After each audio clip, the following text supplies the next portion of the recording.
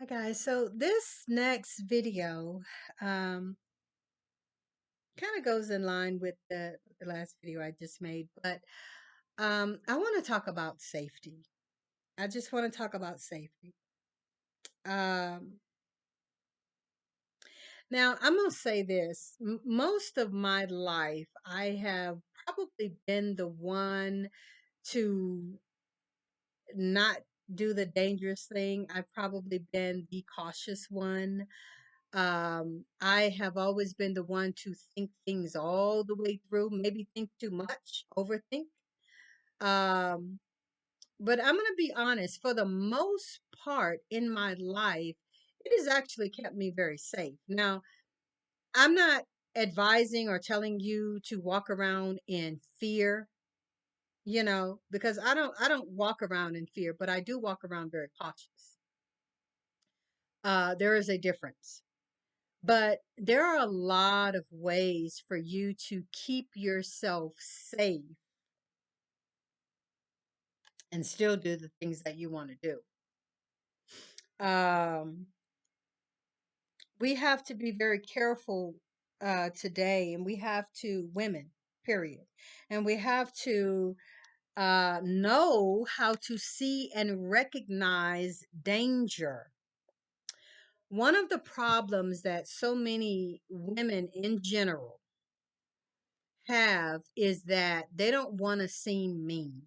They don't want to seem unkind. They don't want to seem like, you know, oh, I got an attitude or whatever. God, come by, tell me to smile.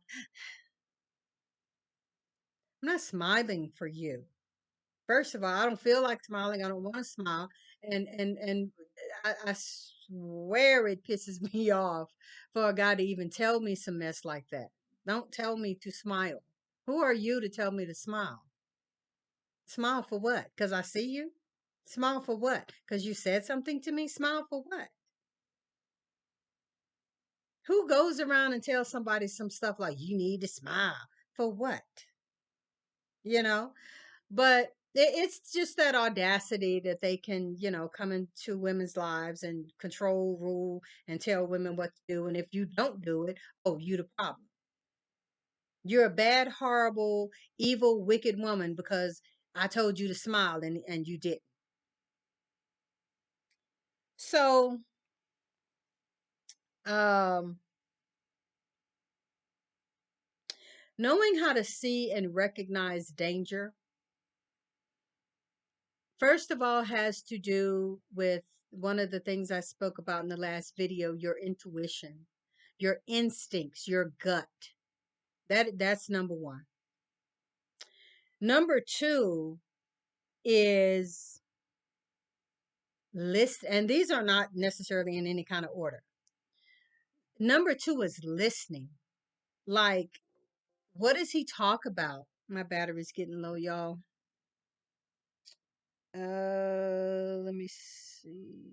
Battery's getting low. I mean, I gotta plug my computer up. What are the things that he even talks about? I'm gonna plug my computer up, guys. Forgive me. I'm so sorry. I actually thought it was already plugged up. I'm just gonna pause the video real quick.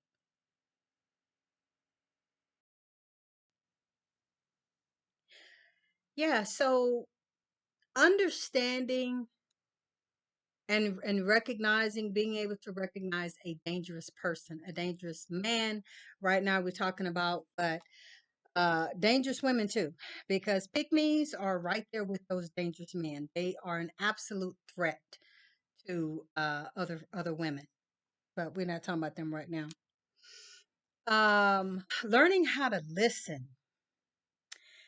The fact that you like bad boys, you know what I'm saying? I'm not saying don't like bad boys. I get it, I guess.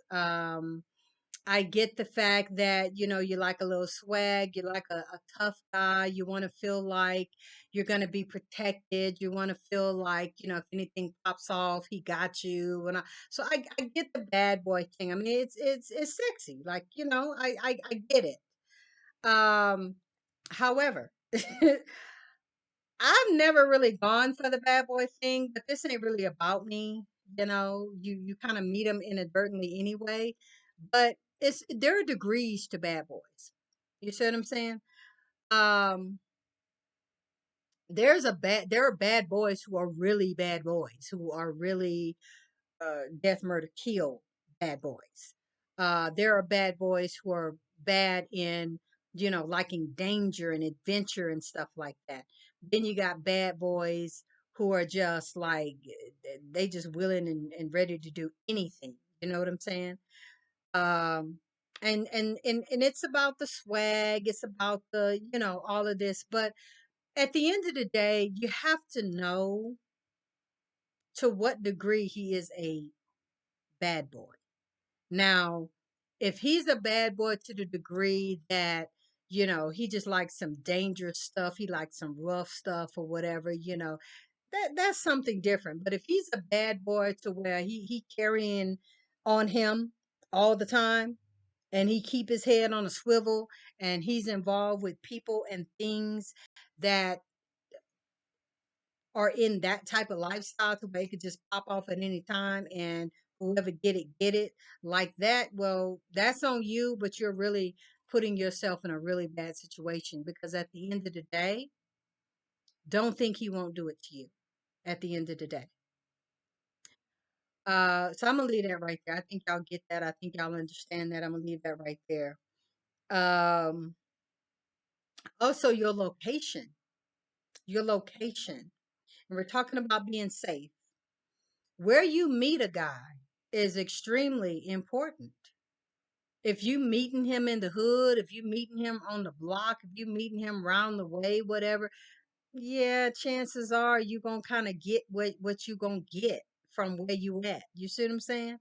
You you can't you can't meet a guy on the block or around the way or just whatever and think he gonna be a upstanding super nerd super sweet guy and he got goals and aspirations. He want to live in Dubai one day and own 5 banks. I mean, typically you not gonna that's not gonna be that kind of dude. I'm not saying nerdy dudes are not in the hood, but usually nerdy dudes that are in the hood, a lot of times they don't really stay nerds long because other guys are picking with them, messing with them, whenever whatever to be either punked or look what you gonna do? Like either be with us, join us, be a bad boy, be hood, whatever, or you're gonna be the one that's gonna get got all the time. And so it puts them kind of in a bad situation. You know what I'm saying? And yeah, that's just kind of what happens. So, you know, this is why, and this is a bit of a sidebar, but I'm going to get back to what I'm saying. This is why it's so hard for good mothers and good parents to fight against the elements, the hood, the how where you live. It's hard for you to fight against that when it's all around you. Even you taking your child to church, you not teaching them about drugs. You don't have drugs around them. You don't have men and stuff coming in and out of your house all times of day, night, whatever. You don't live that kind of lifestyle. You go to work, you come home. You're teaching your children right from wrong. You're doing what you're supposed to be doing, but many times it is the environment. Whereas black men love to blame it on black women. Oh, you're a single mom. Oh, yeah, well, that's why you're a criminal. Oh, you're a single mom. Oh, you a manager at McDonald's. Yeah, you don't take care of your kids. You don't spend enough time because you got to work all the time, and you're a single baby mom. So yeah, your child, yeah, he robbed that store. You know what I'm saying? It's just like you're always the bad one, even though they're the ones leaving their children. They're the one leaving the women alone to have to do this. You know what I'm saying? And then the woman gets the blame for it. But it's hard to fight against the ghetto. It's hard to fight against all of the criminal activity that Black men actively create in the ghetto.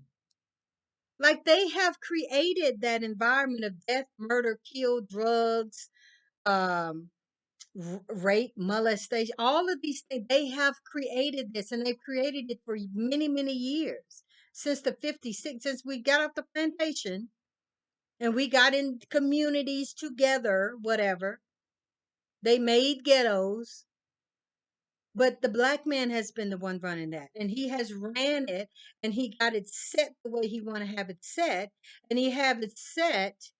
A lot of people don't talk about this or know or realize this, but the Black man has the ghetto set where he can be safe in it.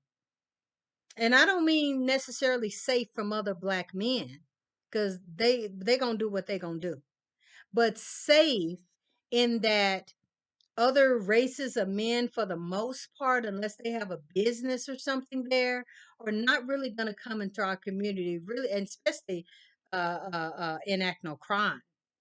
Like they really are just not going to do that.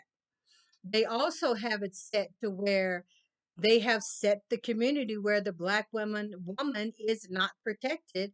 And when other men do come into the community, they know they can do and get away with doing whatever to Black children and women, because the Black men don't give a damn. The Black men will actually sell her for drugs and prostitution and whatever else to other men. So they create this environment and have been creating the environment of the ghetto as their safe haven, and the haven where they can do whatever they want to do in it, and get away with it. And they've been doing it for decades at this point, but you are the blame for it. You're the blame for it. When at the end of the day, Black women haven't done that. Black women have not made the ghetto the ghetto. They haven't put that fear. They're not recruiting little girls and little boys, especially little boys, into gangs and stuff. They're not jumping people in, and like, women are not leading that kind of stuff. It's them. So location matters. Where you're meeting people matters. You still got to know them. You still got to investigate, research, and all that kind of stuff, and follow your instincts. But if you're meeting them in the hood on the block, I'm just saying, you know, you got to ask questions. You have to ask questions. A guy who is very, very evasive, like most Black men are, a guy who loves to ask you everything about you, your mama, your daddy, your sister, who live in your house, with your credit score, and how much you make a year. They have no problem asking you questions like that. But when it comes down to them, they are super vague. They don't want to answer your questions. And you're going to usually get something that's going to throw you, oh, why you asking me all that? Why you need to know? Da, da, da, da. But he can ask you that kind of stuff because you're supposed to answer. So watch that. Watch that when you can't ask him questions. Questions that you need to know to feel safe. Questions that you need to know to feel safe. And some of this stuff, because of their ego, they love to talk and brag about anyway. So if it's like I just said, a bad boy, like if it's a really bad boy or whatever, and he is comfortable with you enough, or if his ego is big enough, he gonna tell you about people that, he neither beat up or robbed from or stole from, or, you know, maybe even unalive. They'll tell you. And so with that knowledge, we got to get out of this thing that, oh, he just needs somebody to support him. Oh, he just needs somebody that he can trust and that he can tell things to. And, he wouldn't do that to me because I'm his confidant, because he know I wouldn't hurt him. So he's not going to hurt me. That is such bullshit. And I used to think that way. Even though, like I said, I ain't never been the type that really went after no bad boy. You know what I'm saying? I was always too scared of, them going to jail or being or me being hooked up into something because of them. That was always my fear. So that's why I never really went for no bad. I think the most I ever went with like being with a bad boy was maybe with this guy who sold drugs or something like that. Like, and also how you really get away from that in the hood. So a lot of times it just kind of you just kind of stumble up on it. But if you know what they doing and what they into and you're okay with it, it's not good. You know what I'm saying? I'm sorry, I'm gonna have to decline these calls. And person is not gonna stop calling though. So I'm gonna try to hurry up with this video. Also, if it's a thing of where it's just sex for you or whatever, then even with that, you got to be careful. Like, you really have to n- n- know what you're doing, know what you're getting involved with, keep yourself safe, don't let them know where you live, don't give them access to like your personal life, your children. Like, be very, very careful with that. Go to a hotel, go to a whatever. I mean, because you're grown. So I'm not telling you what to do with your body or whatever. I mean, if it is just casual sex, keep yourself safe. That's what I'm saying. Don't let them know all your personal stuff is what I'm saying. Okay? Um Also, one of the other things, and I'm gonna end the video here. Um Learn things that can help you and that will help you.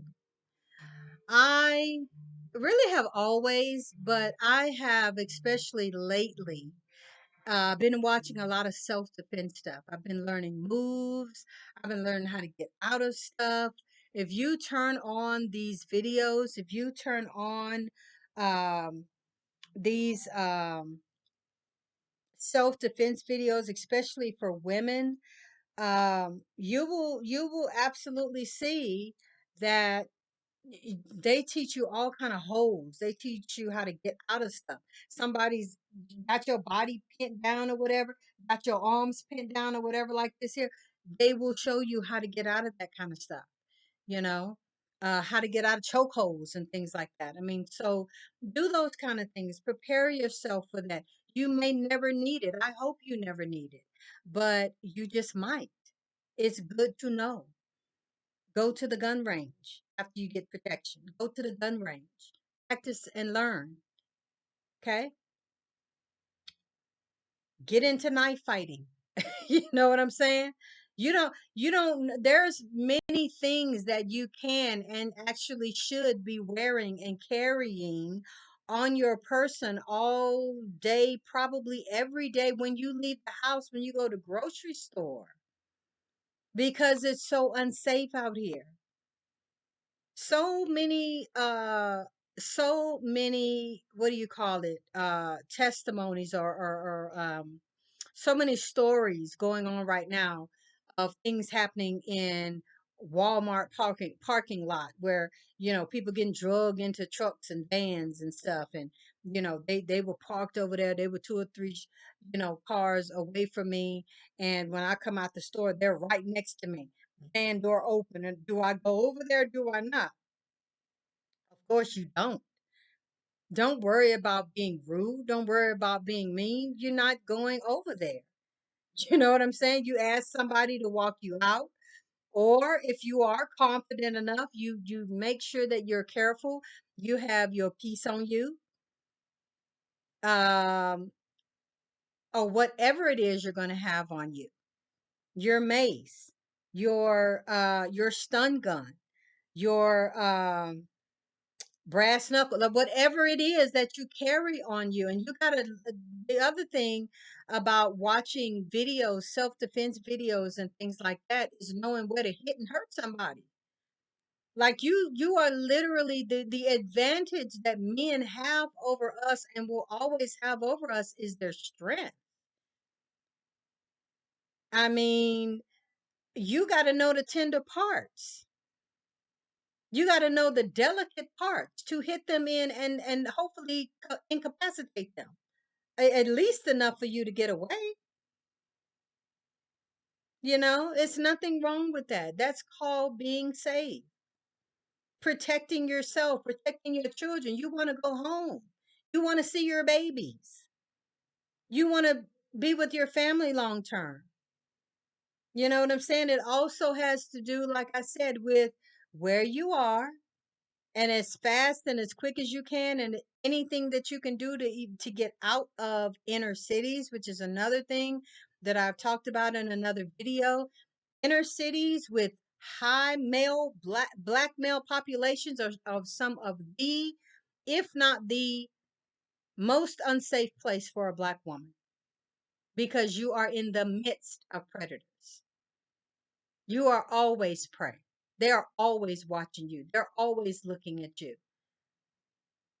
At this point in time, with so much high unemployment, and half of them wasn't working before COVID anyway, they are sitting around, they are watching, they are looking at stuff, they are staking out places. They know when you coming home. They know what your car look like. They know your kids being dropped off. They know who lives. I mean, I'm telling you, and you aren't thinking that way. Your mind ain't thinking that way because you ain't concerned about your neighbors. Like, you ain't concerned about what they doing. Like, whatever they doing over there, that's them. You trying to go to work, trying to get your bag, trying to do whatever it is that you got to do. But I'm telling you, as predators, this is what they're doing, and they're doing this very, very often, all day, every day, because at the end of the day, they don't have anything else to do. I'm gonna cut the video off just 1 second to get this call. I will be right back. And so having these tools on you and accessible to you, and safe places, and even letting people know where you are. You know what I'm saying? I know that's a big thing for grown people. You don't always want to tell people your business or whatever.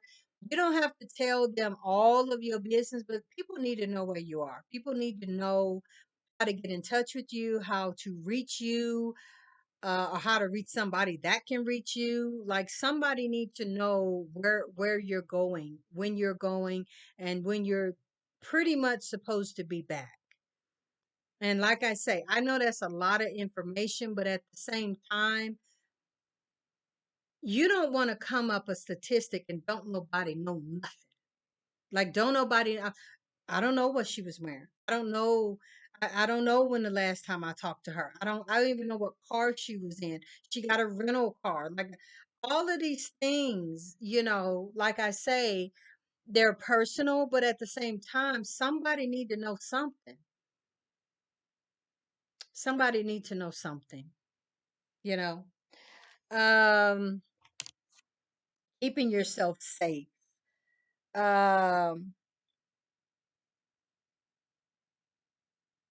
Okay, yeah, that was really it. That was really it, and leads actually into something else I wanted to talk about. But yeah, that's it. And it also has to do very much with the goddess mindset, keeping yourself safe. That's what goddesses do. That's what the goddess mindset is about: being self-aware, self-preserving, loving yourself in loving yourself to the degree that you're going to keep yourself safe. To just blindly go into whatever and trust they black, I'm black, ain't nothing finna happen. We can't think like that. It's never been safe to think like that, but we can't think like that. If you get a bad vibe, you get a bad feeling. If you know who this dude hangs around, you know the kind of because see, here's the one thing: when you are unalived, or God forbid, when if your life is taken or snuffed out, the number one thing they're going to say is she should have known better. She knew how he was. Oh, he been to jail 3 times. Oh, he just got out of prison. That's her fault. That's her fault. She got bad judgment. She don't make good decisions. It's gonna be your fault. I don't care how it happened, when it happened, why it happened, what it's going to be your fault. This is what they do. Don't care enough about you to give you even the benefit of the doubt. It's your fault because I hate you anyway. I don't give a shit. I don't give a damn about you being unalived. I don't give a darn about your children not having a mother. But about your children being traumatically impacted and probably more than likely will never ever be the same again. Matter of fact, many of these beasts like to unalive women in front of the children. Like I mean, they'll unalive you in front of the children. So many cases like that. So many cases like that. Straight demonic. Do you think a demon got feelings? You think a demon is thinking about what's gonna happen later on? No, they don't care. They want to traumatize the child. They want the child. They hope that when they unalive you in front of your son, that your son gonna become so angry, so enraged, so demonic, so hateful that he go out and unalive people too. They won't say that, but it wouldn't bother them if it happened. So, ladies, keep yourself safe. Learn, learn. Understand, get understanding, get what I think that's a Bible verse somewhere. With all thy getting, get understanding. That's scripture. So in all your wisdom and all your getting, get understanding. Understanding is know-how. Wisdom is the ability to practice and put into practice the know-how. So drop me a comment, leave me a comment. Hit the notification bell, hit all notifications. Please hit the subscribe button. Leave me a comment. Um, what do you think? You know, um, anything you want to add, anything you want to ask, whatever, leave it down in the comments. Thank you guys for listening. Thank you for watching. And until the next video, I'll see you next time.